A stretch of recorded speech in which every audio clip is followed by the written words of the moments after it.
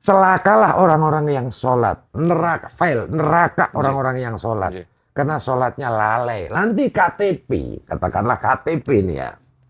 KTP itu tidak seperti sekarang nantinya, insya Allah. Nanti cuma hanya nama sama nomor. Gak ada kolom agama, alamat. Ini kan privasi banget, bro. Fawailul lil musholin. Celakalah orang-orang sholat. Berarti orang yang sering sholat. Tapi ayat ini kan sebelumnya sudah ada. Betul. Nah ini mohon maaf ini. Bisa jadi MBG itu terinspirasi oleh ayat ini, Pak Prabowo itu. Sudah, pripun. Coba dielaborasi. Aro'aital ladzi yukadzibu bidin. Tahukah kamu orang yang mendustai agama, mendustai Tuhan? Kan begitu nih. Fadzalika ladzi yad'ul yatim. Mereka yang tidak pernah belas kasih, mereka yang sio-sio, menghardik, tidak kasih sayang sama orang-orang yatim. Wala yakhudhu ala ta'amil miskin, dan tidak pernah ngasih makan. Saya ngomongin miskin. Nah, jangan-jangan di situ. Sahabat Ngaji Rasul sekalian, berjumpa lagi bersama saya Denny Darko, dan saya masih bersama dengan seseorang yang tidak perlu saya kenalkan lagi. Gus Jendral. Ya. Mas Jen. Mas Jen, ya. Setelah ngobrol tentang geopolitik dan nasib gen milenial dan Z. Nah, kita bicara sesuatu yang menjadi esensi dari manusia menikah. Kadang kita itu berpikir bahwa hal-hal yang terjadi itu kembalikan kepada spiritual, tapi saat terus kemudian manusia modern mengenal agama yang akhirnya ya dianut oleh mereka, dan saat kita bicara agama mereka mungkin yang dimaksud agama samawi, agama-agama yang memang akhirnya banyak dianut oleh masyarakat modern saat ini. Maka ada pertanyaan, apakah agama itu sebenarnya adalah jalan manusia menuju Tuhan, atau malah menjadi partisi atau tembok-tembok yang memisahkan mereka semua ini? Jadi jika Tuhan itu satu, mengapa jalan menuju Tuhan itu seakan-akan sering membuat manusia ini saling meniadakan satu sama lain. Terpecah belah, mendikotomi. Pripun panjenengan melihatnya? Ini berdasarkan pengalaman saya ya. Sebagai salah satu lah pembina atau penasehat lah, atau istilahnya yang ikut inilah memonitor, istilahnya apa ya, kalau pembina, saya itu masih butuh dibina ya. Kamu menghayat itu kan? Iya. Jadi saya sebagai orang Islam, karena saya lahir, ibu saya Islam, orang tua saya Islam. Kalau Mas Dhani kan Muslim juga ya? Iya. Kalau lahir di Bali, orang tuanya Hindu, kira-kira sekarang Hindu atau Muslim? Ya kemungkinannya Hindu. Ya.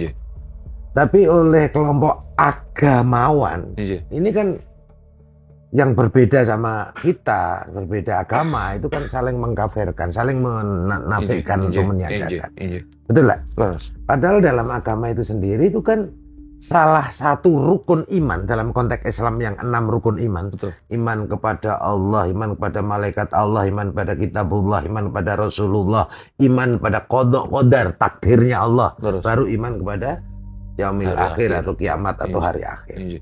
Jadi kalau saya sebagai orang Muslim yang dilahirkan orang tua Muslim, itu karena qadarullah. Kalau ada saudara saya agama non-Muslim yang dilahirkan dari orang tua non-Muslim, adalah qadarullah, kehendak Allah. Makanya ketika Allah katakan fa'idza sawaituhu wa nafahtu fihi mir ruhi faqa'u lahu sajidin. Ini di surat Sad ayat 72 dan 72 Al-Quran.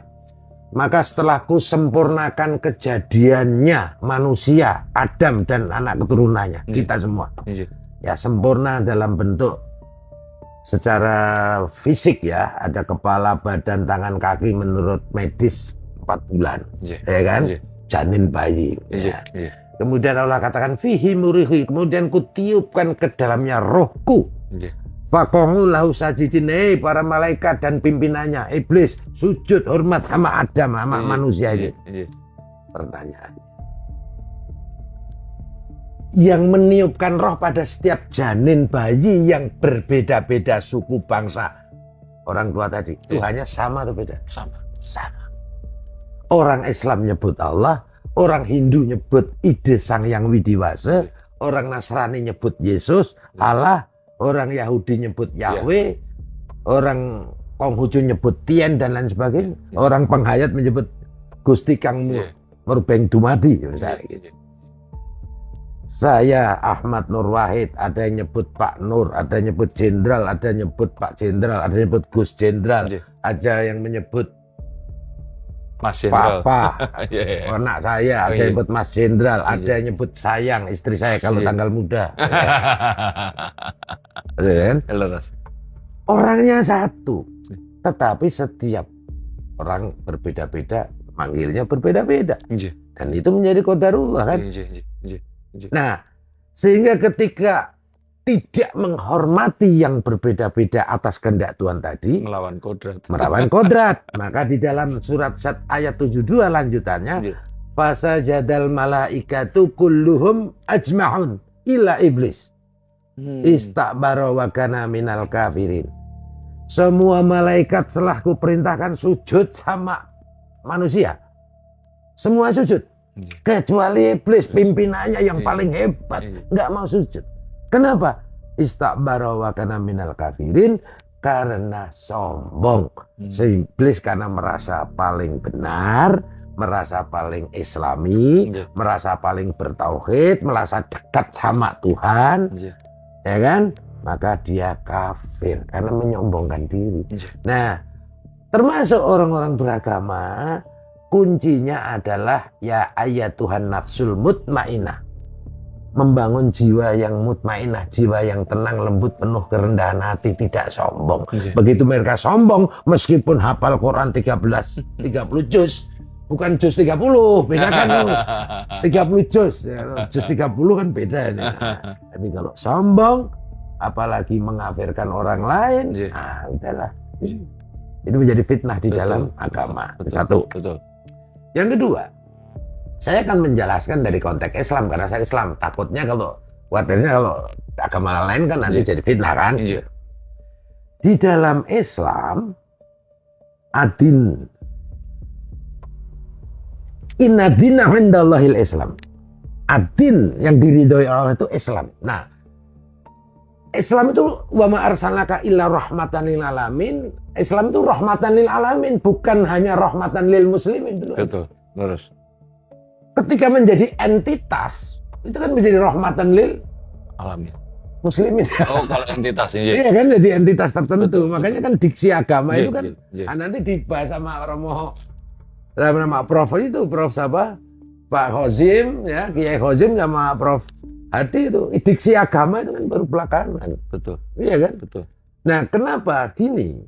Ternyata setelah kami pelajari dari 30 juz 6.666 ayat dengan basmalah dibagi menjadi 3 kelas terbesar Islam itu. Yang pertama terkait masalah tauhid, akidah, keimanan. Ini ada lebih dari 3.000 ayat. Kalau di persentase 48,5%. Yang kedua tentang makom ihsan, akhlak, perilaku, budi pekerti, ilmu pengetahuan, teknologi dan lain sebagainya. Ini masuk. Ini lebih dari 3.000 ayat. Kalau di persentase saya hampir sama 48,5%. Ini kalau digabung berapa? 97%. 90%. Iya kan? Ya 6.000 lebih. Kemudian rukun Islam yang entitas tadi. Yang 5, syahadat, sholat, puasa, zakat, haji bagi yang mampu. Ini hanya kurang lebih 200 ayat alias 3%. Padahal udkhulu fisilmi kafah. Masuklah dalam Islam secara kafah utuh tadi. Iman, Islam, ihsan. Jangan hanya yang 3%, tapi yang 97%. Nah, tentang tauhid, akidah, dan akhlak atau ihsan tadi, ketika saya glorifikasi, saya ceramahkan ke teman-teman non-muslim, termasuk kaum penghayat, apa katanya? Gus Jen, Pak Jenderal, sama kami juga seperti itu. Tapi yang 3% ini, ya otomatis lakum dinukum waliyadin dong, karena itu kan bajuku sama bajumu kan beda, caraku sama caramu beda, tapi sesama manusia, Tuhannya esa sama, betul lah. Nah, ini yang sering kami sebut Kenapa kok agama jadi begini? Mendikotomi dan lain sebagainya. Ini yang kami sebut krisis spiritual, inflasi ritual. Jadinya ini hanya seperti identitas kelompok saja. Bukan cara mendekatkan kita kepada Tuhan, Sang Pencipta. Dan ini bagaimana cara menyadarkan? Pripun? Wa makana li nafsin antuk mina illa bidnillah wa yaj'alu rizqal ladzina la yaqilun. Ini moga-moga didengarkan oleh saudara-saudaraku non-muslim. Pasti sama esensinya. Pripun? Tidak ada seorang pun akan sadar, akan taubat, akan beriman. Ya kan? Illa bidnillah, kecuali hidayah. Kecuali atas izin Tuhan. Tapi Tuhan memurkai orang-orang yang tidak menggunakan akal. Afala taqilun, gunakan akal. Tetap nyambungnya ke situ. Nyambungnya ke situ. Nah, kita hanya bisa ikhtiar seperti saya, teman-teman ngaji Roso, ya kan, Mas Dani dengan membangun. Ayo pakai akal. Yang susah itu kan sekarang ini sesuatu yang nggak masuk akal, seolah-olah logik, seolah-olah rasional, apalagi suatu kejahatan dibungkus dengan agama, seolah-olah benar. Ini yang sering disebut nyamar ma'ruf nyambil mungkar, bukan amar ma'ruf nyamar ma'ruf nyambil mungkar. Seolah-olah dia mengajak kebaikan tapi dengan kemungkaran yang tidak dia sadari. Itulah menjadi fitnah di dalam agama. Ya, mereka seakan-akan memegang teguh kebenaran yang mereka yakini, padahal mereka itu jadinya kayak merasa paling berhak atas kebenaran Tuhan itu sendiri. Dia sedang, itu sebenarnya gini Mas Dargo. Kalau kami karena bergerak 36 tahun itu mayoritas di bidang anti teror yang membahas masalah tadi. Kelompok-kelompok kanan yang ini yang oleh para ulama dikatakan begini. Paham atau ideologi ini adalah paham atau ideologi yang dibangun di atas manipulasi, distorsi dan politisasi agama. Jadi ini menjadi fitnah dalam agama, menunggangi agama. Di mana agama itu mayoritas, dia akan ditunggangi oleh virus ini, kaum ini. Makanya kalau kita bicara terorisme di India, itu yang ditunggangi ya Hindu, maka pelakunya oknum yang beragama Hindu. Kalau di Myanmar, di sana Buddha mayoritas, orang Muslim malah jadi korban, ya kan? Jadi oknum yang beragama. Nah, cuman karena di Indonesia itu mayoritas Muslim, nunggangi orang Islam, sehingga semua teroris yang kami tangkap, kami tahan, KTP-nya Muslim, kan gitu ya. Nah, ini yang sering kita sebut paham atau para ulama sebut paham yang dibangun di atas manipulasi, distorsi dan politisasi agama. Apa caranya? Mengideologisasi agama. Mengideologisasi agama itu kan firman Tuhan, betul nggak sih? Betul. Ad-din itu kan firman wahyu Tuhan. Ketika diideologisasi, itu namanya kan didistorsi. Betul. Betul nggak? Seperti diciptakan khusus dengan tujuan tertentu. Padahal tujuannya itu kan sebenarnya mendekatkan kepada Tuhan. Kalau namanya mendekatkan kepada Tuhan, ya kan, sama seperti gini lah. Saya sama Mas Dargo sama Mas Hendra sama-sama ingin ke Surabaya. Oke, ketemu di Surabaya ya. Aku tak naik pesawat. Mas Hendra, udah aku naik kendaraan sendiri aja. Gusen supaya bisa mampir-mampir. Mas Dargo bilang aku ngerasain kereta jadi apa saya gitu. Kan tinggal kita ikuti aja, sama-sama menghormati, ketemu nang kono. Kan gitu nang Surabaya. Lah ngapain tengkarmu gini-gini akhirnya. Ya ini agama fenomena seperti itu. Pokoknya kuncinya orang beragama itu harus inklusif. Harus toleran, harus tawazun. Tawazun itu bahasa kitanya proporsional, tidak boleh berlebih-lebihan, seimbang. Jangan hanya ritualnya terus, tapi juga sosialnya dan lain sebagainya. Nah, bicara tentang hal itu tadi dan ritual, sebenarnya tasawuf dan tarekat itu kedalaman batin atau jebakan ego spiritual, Ribun? Kita lari ke sana ini. Wa alla wistaqomu ala tariqati la asqainahum ma'an ghadaqa. Itu Al-Qur'an, ya kan? Jikalau mereka dalam beragama itu bertorekoh atau jalan atau metode, Maka Tuhan akan berikan karunia, hujan yang deras, air yang berlimpah, ya kan, kemuliaan, bla bla bla. Toreko harus dipahami sebagai metodologi. Jalan itu maksudnya metodologi. Sampean ahli sulap, pakai metode enggak? Betul. Pakai toreko enggak? Itu toreko. Nah, agama ini, the religion is science of the highest dimension. Agama adalah ilmu pengetahuan yang memiliki dimensi paling tinggi di antara ilmu pengetahuan yang lain. Karena yang dibahas tidak hanya ilmu fisik, tapi juga metafisik. Tidak hanya dunia, tapi juga akhirat. Tidak hanya yang real, tapi juga yang gaib. Betul. Maka di dalam implementasinya wajib menggunakan metodologi. Ilmu sulap dalam prakteknya pakai metodologi. Ilmu matematika pakai metodologi. Ilmu fisika, ilmu kedokteran, ilmu polisi pakai metodologi. Betul nggak? Pakai toreko. Betul. Apalagi ilmu agama yang dimensinya jauh lebih luas. Hanya dua kemungkinan kalau tidak pakai metodologi. Kalau nggak radikal jadi dukun. Ini yang pernah. Ya, kami sering menemui yang tentang itu. dukun itu berarti berkaitan dengan bagaimana membedakan pengalaman spiritual yang sejati dari hal-hal yang sifatnya itu sugesti, ambisi, atau ego yang menyamar sebagai sebuah ukuran kesalehan. Ukuran kesalehan itu kan akhlak. Iya kan? Tapi kan yang bisa mengukurkan Allah. Tapi kalau di depan manusia gini loh. Kan sudah dikatakan afala taqilun, afala tatafakarun, berfikirlah, gunakan akalmu. Akal yang waras saja deh. Akal yang waras, tapi jangan takfiri. Takfiri itu dari kata-kata kafir, tertutup. Tadi iblis itu dikatakan kafir karena hatinya tertutup. Yang muncul kesombongan, yang muncul egoisme, merasa paling benar. Ketika hati tertutup, kolbu tertutup, ya, cover tertutup, ya. Yang jalan ini akal di sini. Yang muncul apa? Akal-akalan. Akal-akalan. Benar kan?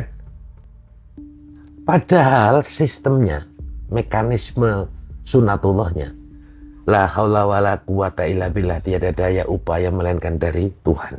Semua ilmu, pengetahuan, wahyu apapun dari Tuhan. Tuhan memberikan guidance, ya, memberikan sesuatu ke ini atau ke ini.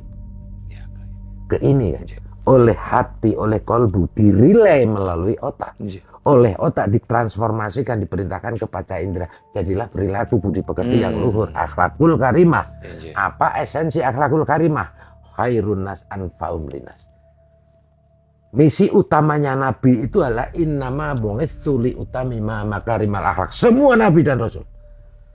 Dia adalah diutus ke dunia ini kecuali untuk menyempurnakan, memperbaiki budi pekerti akhlak yang baik, yang mulia. Makanya setiap Nabi diturunkan di negara atau di kaum yang jahiliyah. Iya kan? Nah, esensi akhlakul karimah tadi. Sebaik-baik manusia adalah yang paling banyak bermanfaat untuk manusia yang lain. Iya kan? Bukan merugikan, bukan menfitnah, mengadu domba. Di era demokrasi kan wajib kritis wajib sebagai bagian daripada amar ma'ruf nahi munkar. Yang nggak boleh itu adalah membangun kebencian, membangun social distrust, ketidakpercayaan masyarakat kepada negara, pemimpinnya, dengan disinformasi, dengan hoax, fitnah, itu dajjal semua itu. Iya kan? Nah, seperti itu.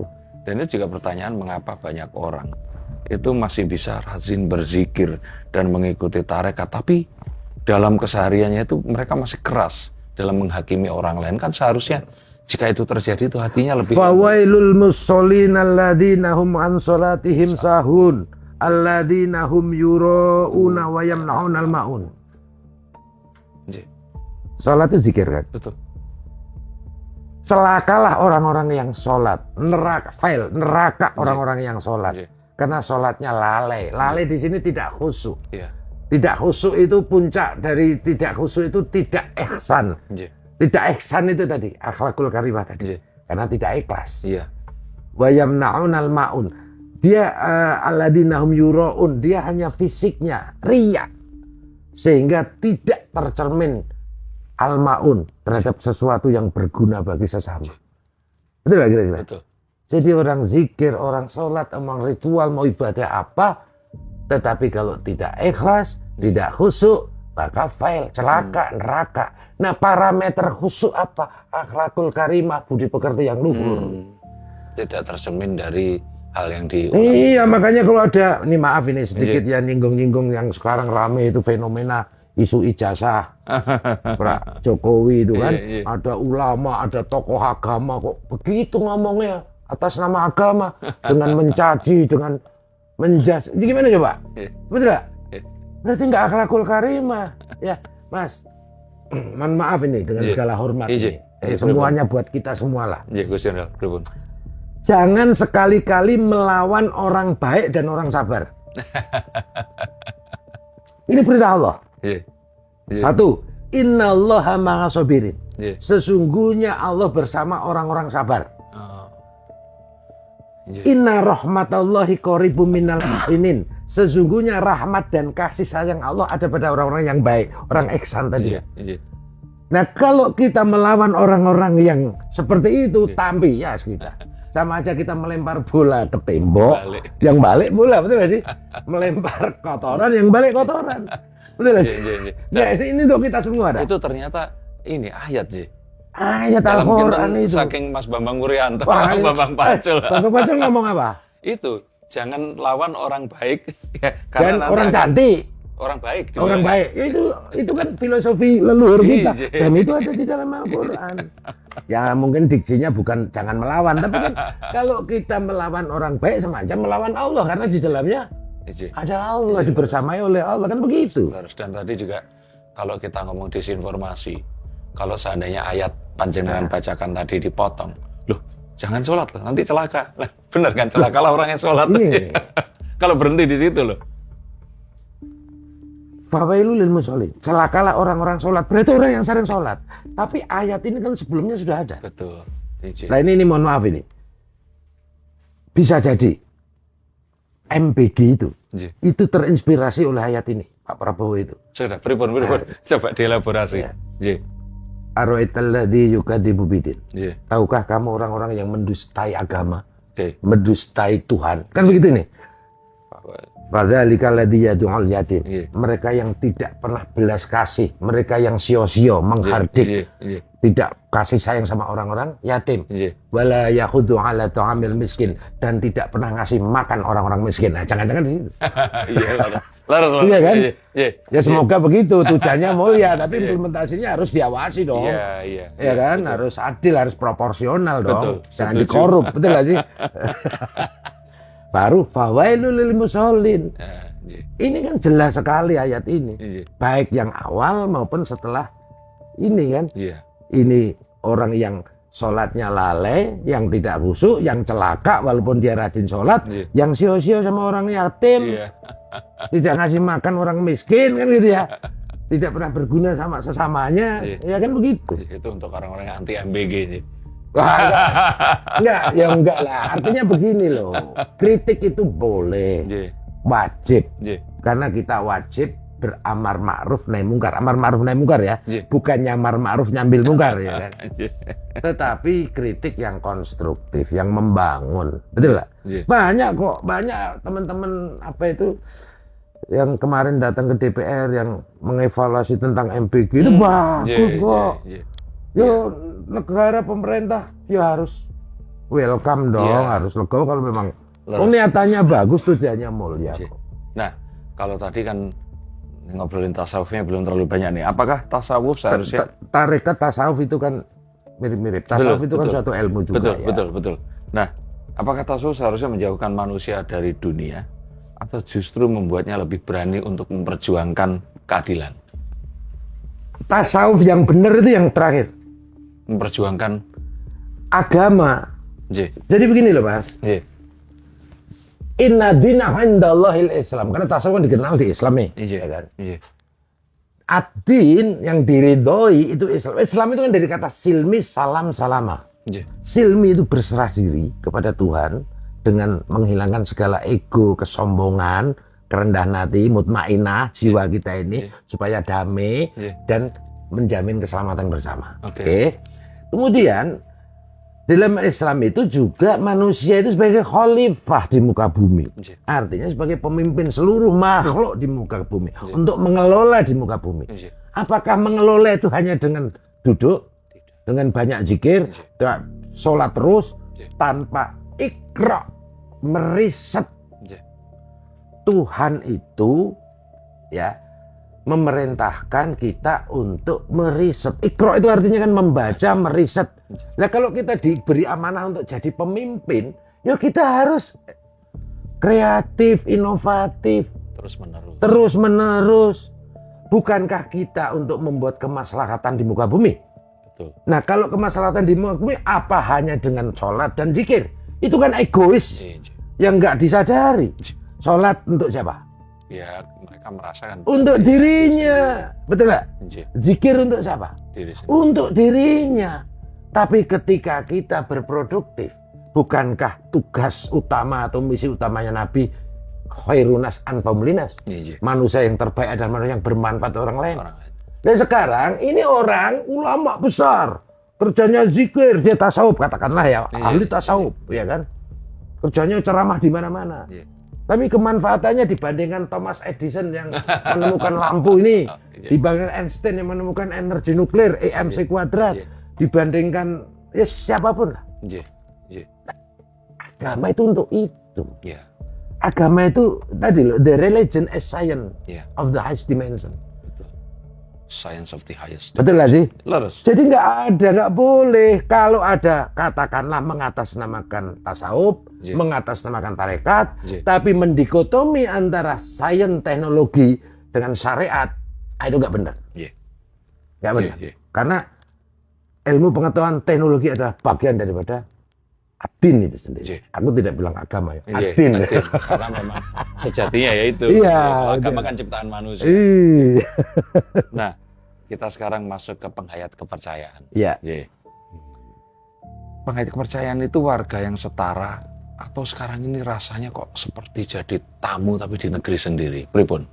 Iya, kaum penghayat itu baru diuji oleh Allah, oleh Tuhan. Tapi kaum penghayat sendiri juga sulit untuk bersatu karena mereka juga berkembang, oknum ya, ego-ego muncul, firqoh-firqoh itu loh. Tetapi kalau hakikat kaum penghayat itu saya ingat kata-kata dari almarhum Profesor Dr. Kiai Haji Agus Sunyoto. Dia yang menulis buku Atlas Nusantara atau apa itu. Beliau mengatakan ketika wali-wali penyebar agama Islam itu datang ke Nusantara. Para wali itu mengatakan, loh bangsa Nusantara ini sudah Islam semua, tetapi belum kenal syariat, belum kenal Al-Quran, belum bersyahadat kan. Jadi gak ada Kapitayan, ada Sunda Wiwitan, ada Kejawen bla bla bla itu kan. Nah, yang Hindu Buddha itu kan dulu di kaum elitis yang di dalam keraton, tapi di masyarakat itu kan rata-rata kaum menghayat gitu loh. Nah, makanya saya bilang kalau dalam perspektif Islam, kaum penghayat tadi itu sama persis dengan Islam yang 97% tadi loh. Karena ada tiga, iman, Islam, ihsan. Ini rukun dalam Islam itu ini, iman, Islam, ihsan. Yang rukun Islam yang 5 ya, ini hanya 3% dalam Al-Quran. Sementara yang tauhid dan ihsan ini 97%. Nah kalau 97% sama dengan kaum penghayat ini, coba. Yang beda baju netok tadi, syariatnya tadi. Nah, kok bisa sekarang itu malah kalau termarginalkan, ya tadi kaum penghayat atau bangsa asli Nusantara ya, keyakinan Nusantara kan ngalah ngalih ngamuk. Ya kan? Ini sudah saatnya quote itu ngamuk artinya bangkit, bangkit. Tapi jangan meniru caranya justru tadi yang kelompok kanan tadi yang menimbulkan fitnah atau menunggangi agama yang nyamar ma'ruf nyambil mungkar, jangan ikuti dia, ya kan? Tapi kan saya lihat kadang-kadang ada juga yang langsung menohok nyerang agama juga, ada oknum itu kayak gitu, nggak boleh, itu bukan hakiki kaum penghayat gitu loh, budi pekerti. Apa haknya negara saat negara itu mengatakan bahwa ini adalah agama, ini adalah bukan agama atau kepercayaan. Padahal bisa saja sebenarnya ini masuknya agama juga. Jadi memang sudah ada wacana. Setelah reformasi itu kan mereka juga diakomodir ya. Dalam kaum penghayat itu ada dua kelompok atau dua organisasi besar ya. Yang pertama yang paling tua sebenarnya HPK, Himpunan Penghayat Kepercayaan Terhadap Tuhan Yang Maha Esa. Kebetulan yang mimpin Pak Prof Hadi ya, Temo Hadi. Kemudian yang kedua MLKI, Majelis Luhur ya Kepercayaan Terhadap Tuhan Yang Maha Esa, ini sebuah binaan Kementerian Kebudayaan. Ya. Nah, apakah ini kepercayaan atau agama itu kan dulu perdebatan ketika Orde Baru maupun Orde Reformasi kan? Katanya. Karena KTP tadi kan, KTP-nya apa nanti entitasnya kan gitu ya? Kalau KTP-nya katanya harus punya kitab suci. Ya kalau dia, kalau menurut saya ya, mohon maaf ini semuanya ini ya. Opini ya. Opini ya. Ya kaum penghayat kalau nggak diakui sebagai kaum agama nggak apa-apa. Yang penting diakui sebagai adin. Mas Indra. Karena kan adin itu lebih luas. Kalau agama kan kecenderungan yang 3% tadi. Betul. Kalau adin itu yang 97% tadi. Ritual dan memang iya kan. Nah, tapi ada wacana. Nanti KTP, katakanlah KTP ini ya. KTP itu tidak seperti sekarang nantinya, insya Allah. Nanti cuma hanya nama sama nomor. Gak ada kolom agama, alamat. Ini kan privasi banget, bro. Golongan darah, barang enggak. Itu nanti akan ke sana ya, kita doakan aja. Itu bagian daripada reformasi tadi kan. Kalau status pernikahan berapa? Ya itu barang kan jadi itu. Mas Indra ya. Iya, gitu loh. Nah, terus kalau begitu pernah nopo yang panjenengan pirsa itu apa bentuk diskriminasi paling berat yang masih dialami oleh para penghayat kepercayaan? Apakah itu adalah aturan negara? Apakah itu adalah stigma masyarakat? Atau jangan-jangan yang termasuk tadi itu pemaksaan identitas? Mana yang kira-kira sering menjadi sebuah hal yang paling berat yang dialami?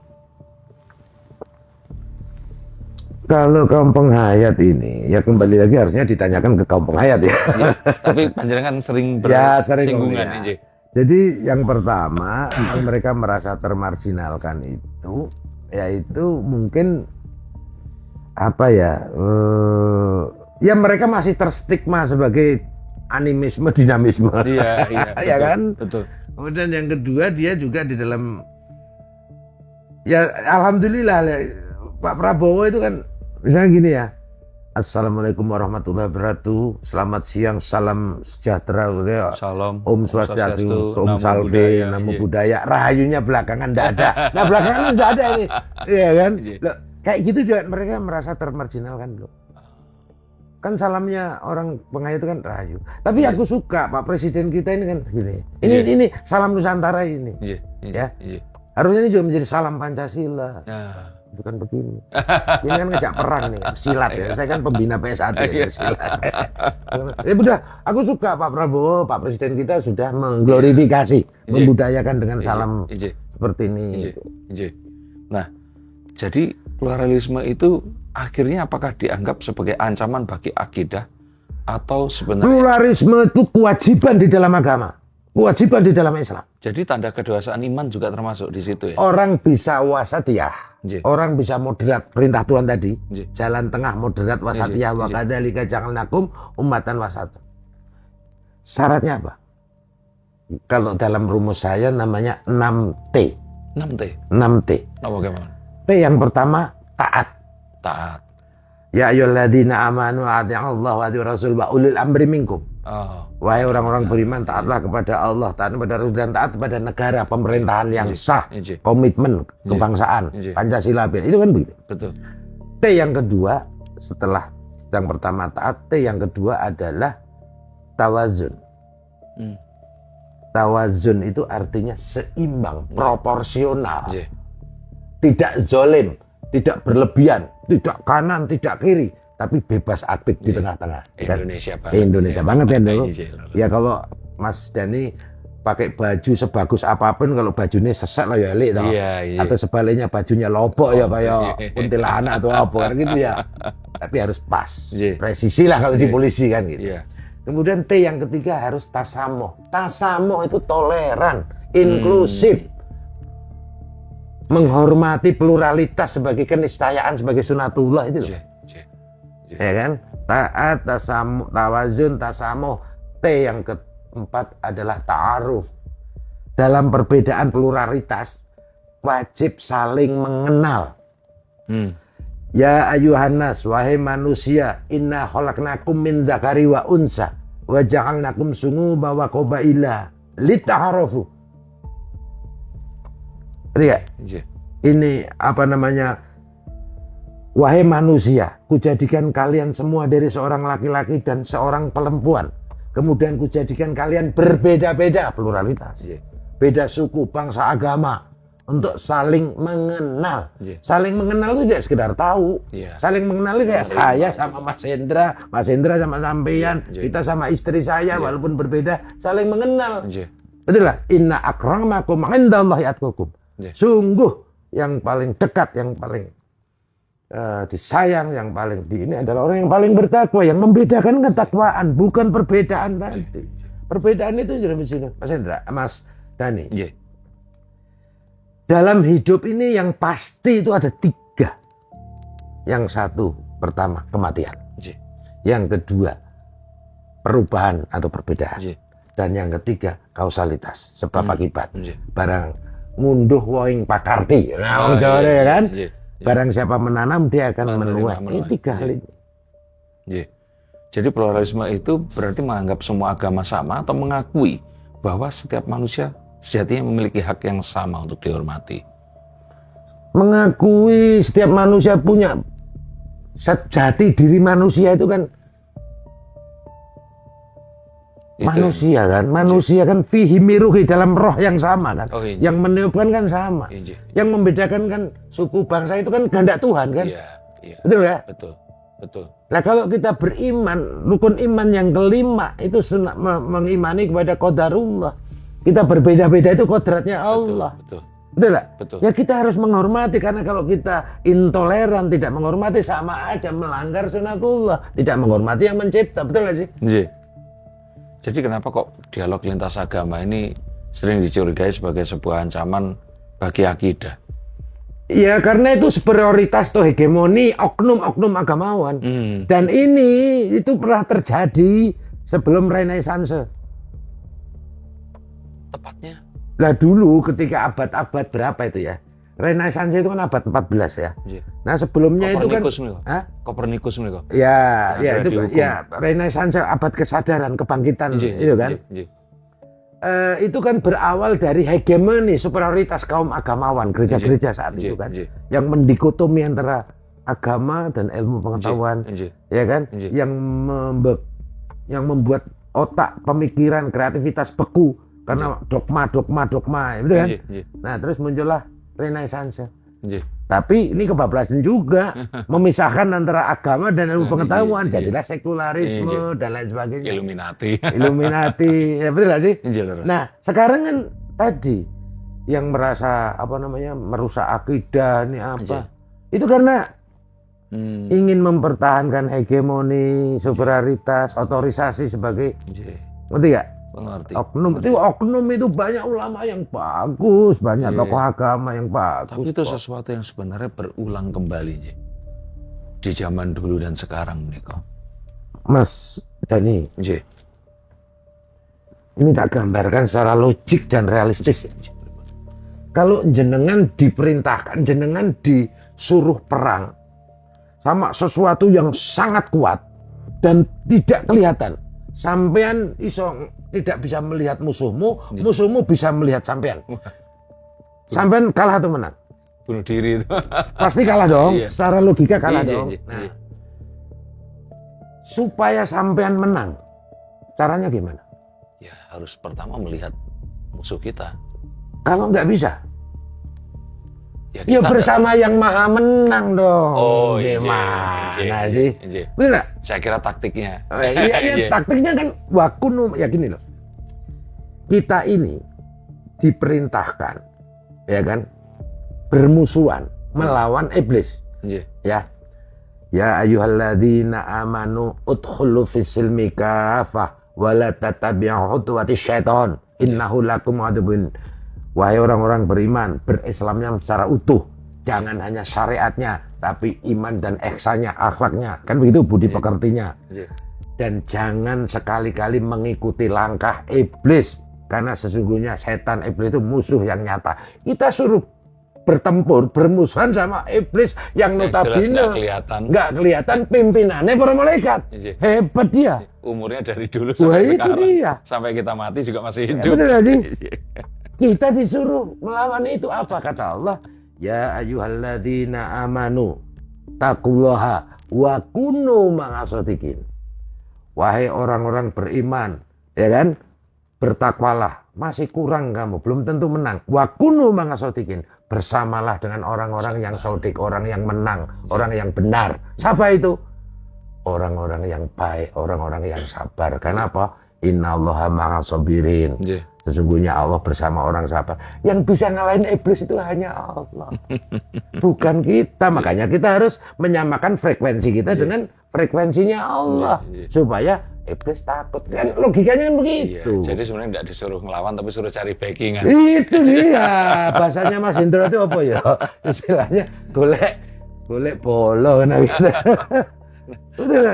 Artinya radikalisme itu sebenarnya adalah sebuah tindakan yang membela Tuhan atau malah takut kehilangan identitas. Radikalisme itu adalah paham atau ideologi yang dibangun di atas manipulasi, distorsi, dan politisasi agama.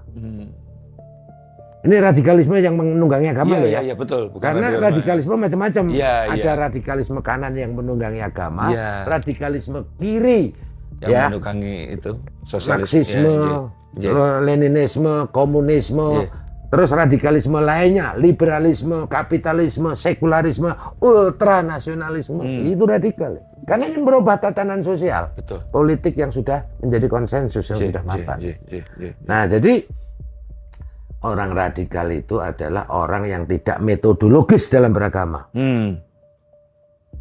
Mereka ini orang yang merasa paling membela Tuhan, tapi malah membenci manusia. Sombong. Itu yang makanya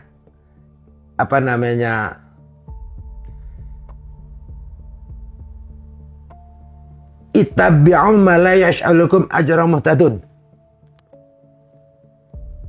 Ya. Ikutilah orang-orang yang tidak meminta imbalan kepadamu karena sungguh mereka itu mendapat petunjuk. Terus ada ayat yang relevan juga. Ala innahum humul mufsiduna walakin la yash'urun. Ketahuilah, mereka itu orang-orang yang membuat kerusakan di muka bumi, tapi dia tidak menyadari. Nah, yang ayat belakangan ini surat Al-Baqarah atau surat 2 ayatnya 12. Jangan disambung. Kalau disambung jadi 212. Walaupun pas. Ya, yang itu nyamar ma'ruf nyambil mungkar tadi loh. Kan itu. Jadi radikalisme lahir karena seseorang menikah mempelajari agama terlalu dalam. Atau bukan terlalu dalam. Karena pemahamannya sempit artinya. Itu yang namanya krisis spiritual, inflasi ritual. Karena tidak metodologis, tidak menggunakan torekoh. Torekohnya sudah benar. Salah satu indikator torekohnya benar adalah mursyidnya, gurunya. Harus benar. Kalau sampean mursyidnya radikal, dadine radikal. Gitu loh. Nah, bisakah tasawuf menjadi jalan untuk mencegah ekstremisme atau justru dapat disalahgunakan untuk melahirkan fanatisme dan kultur baru? Tasawuf torekoh yang benar itu justru vaksin daripada virus radikalisme itu yang selama ini kami gunakan. Dan saya dulu kan kena virus itu, sama mau berangkat ke Afghanistan, aku pernah cerita ini. Nah, vaksinnya apa saya kembangkan setelah kami melakukan transisi karena mendapat hidayah, bertorekoh, bertasawuf dengan benar, ketemu mursyid yang benar gitu loh. Jadi urutannya sengaja dibuat makin tajam, dimulai dari hakikat agama, masuk ke tasawuf, lalu penghayat kepercayaan, pluralisme, dan ditutup dengan radikalisme. Jadi kalau menurut saya begini ya, Nggih. ada leveling ya. Orang mengatakan leveling, tapi menurut saya itu semuanya sistem ya. Nggih. Ada syariat, tarekat, Nggih. hakikat, makrifat. Itu katanya level. Nggih. Tapi kalau aku ya maaf ini, mohon maaf Nggih, sebelumnya ya. Ini kan pendapat saya. Nggih. Menurut pendapat kami ya, pendapat saya itu sistem. Syariah itu teorinya. Syariahnya Tuhan itu kan ada yang qauliyah. Ya kan, qauliyah itu yang tertulis dalam Al-Quran. Kauniyah itu yang nggak tertulis, itu kan luar biasa luasnya. Tersurat dan tersirat. Oke. Nah, di dalam mengamalkan syariat Tuhan itu butuh metodologis yang namanya torekoh supaya ketemu output. Apa outputnya? Hakikat. Nah, kalau sudah ketemu output, baru outcome. Paham nggak? Jadi makrifat itu sebenarnya outcome. Ternyata itu. Iya kan? Jadi kalau kita berislam dengan benar, ya maka kita akan toleran. Ya. Kalau berpenghayat dengan benar, maka dia akan islami. Nah, bahasanya tahu ya? Kalau orang Muslim maupun non Muslim, termasuk kaum penghayat, kalau Anda bertuhan dengan benar, oke, atau beragama dengan kafah dengan benar, maka Anda semua insya Allah akan islami. Makanya ketika Profesor Dr. Husin Askari, ya, dari George Washington University, seorang pengamat atau peneliti Muslim, ilmuwan Muslim, meriset seluruh negara berdasarkan parameter akhlaknya Nabi. Ya, misinya itu akhlakul karimah. Betul. Ya, parameter akhlak Nabi, dia jujur, dia amanah, dia berintegritas, dia disiplin, dia tidak, sebenarnya akhlak, perilaku, budi pekerti yang luhur. Ternyata dari seluruh negara, berdasarkan indikator akhlaknya Nabi tadi, 30 besar, tidak ada satupun negara yang Muslim, negara Islam. Indonesia kalau nggak salah ranking 90 berapa, Arab Saudi ranking 40 berapa. Justru negara-negara maju, Finlandia, New Zealand, negara itu yang berakhlakul karimah. Akhlakul karimah itu makom ihsan, itu output gitu loh. Jadi kalau kita bicara syariat, ilmu agama atau ad-din tadi, mengamalkannya wajib bertorekoh metodologi supaya ketemu esensi hakikat apa itu akhlakul karimah. Kalau akhlakul karimah, maka outcome-nya apa? Inna rahmatallahi qaribum minal muhsinin. Rahmat dan kasih sayang Allah ada pada orang-orang yang berakhlakul karimah, orang ihsan, orang berbuat baik, itu outcome. Kasih sayang Allah, ma'rifah, kan begitu, Mas. Jadi saya nggak menafikan atau nggak dalam tidak bicara salah benar ya. Tapi ya itu tadi. Makanya saya sering bilang, ini kok orang Hindu kok akhlaknya bagus. Oh berarti jenengan Islam cabang Hindu. Ini ada orang penghayat kok akhlaknya, perilakunya bagus. Oh berarti jenengan Islam cabang penghayat. Tapi sebaliknya, ini ada orang Islam Muslim tapi Islami banget, akhlaknya karimah, berarti Islam cabang Muslim. Tapi sebaliknya kalau ada oknum Muslim kok akhlaknya, ini yang namanya amal nyamar ma'ruf nyambil longgar. Nah, gimana Mas Hendra? Betul Mas Hendra? Itulah. Matur suwun Gus Hendra. Ini obrolan yang sangat-sangat insightful, luar biasa. Saya yakin sahabat Ngaji Rasa pasti juga sambil tadi mendapatkan banyak hal yang baru, juga pasti terbuka wawasannya seperti saya juga. Nanti lain kali kita akan ngobrol lagi. Baik, insya Allah. Terima kasih semuanya. Mohon maaf atas segala kekurangan ya. Ini seperti inilah, ini namanya juga al polisi al densusiah, jadi seperti ini. Sahabat Ngaji Rasa, kami pamit dulu. Wassalamualaikum warahmatullahi wabarakatuh. Waalaikumsalam.